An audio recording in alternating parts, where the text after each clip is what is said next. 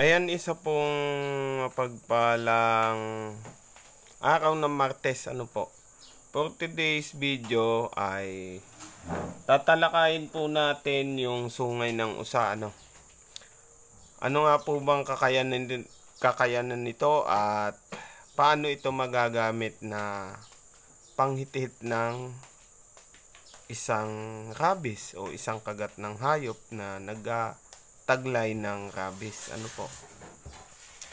Ayan po, like and share na lang mga kamangyan.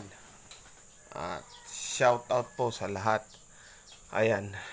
Kung mapapansin nyo, ito po ay isang sungay ng usa na bigay sa akin ng isang kaibigan na manggagamot. Ano nga po ba yung kakayanan nito?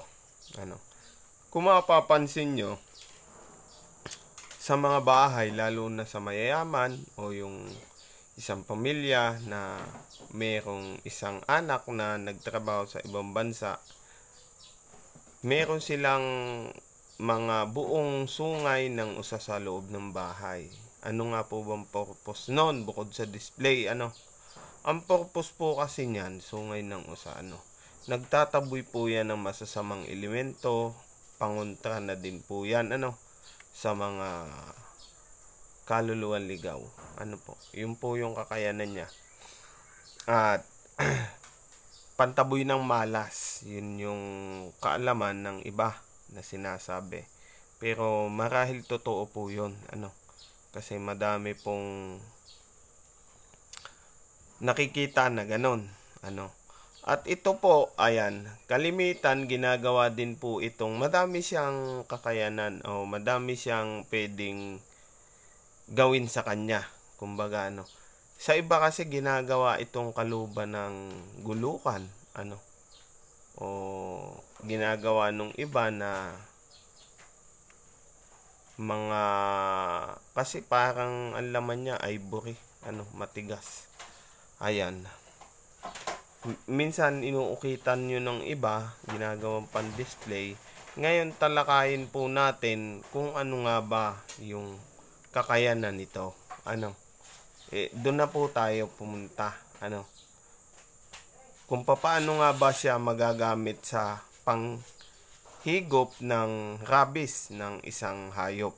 Kung baga, sa isang tao na nakagat, hindi nyo po ito magagamit ng ganito lang sa pag hit o pantanggal ng rabies.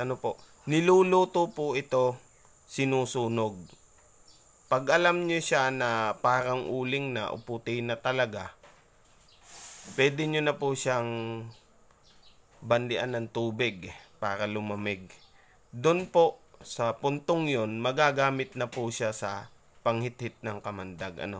Kasi pag may rabies yung isang tao na nakagat ng hayop, didikit at didikit po yan. At hanggat nakadikit po yan, huwag niyong tatanggalin kasi ibig sabihin, hindi pa niya nauubos yung kamandag na gawa ng hayop. Yun po, yun yung kaalaman patungkol po dito, sa sungay ng usa. Sa katunayan po, yung gagawin ko ngayon dito ay bala ko siyang gawing pamarusa, ibig sabihin, pamarusa gamit pang spiritual, gagawan ko siya ng ukit, yan, para tayo ay may magamit naman. Ayun po yung dyan. Sana po ay kumbaga makadagdag kaalaman din sa inyo yung bisa na tinataglay ng sungay ng usa. Isa po mapagpalang araw sa lahat at God bless po.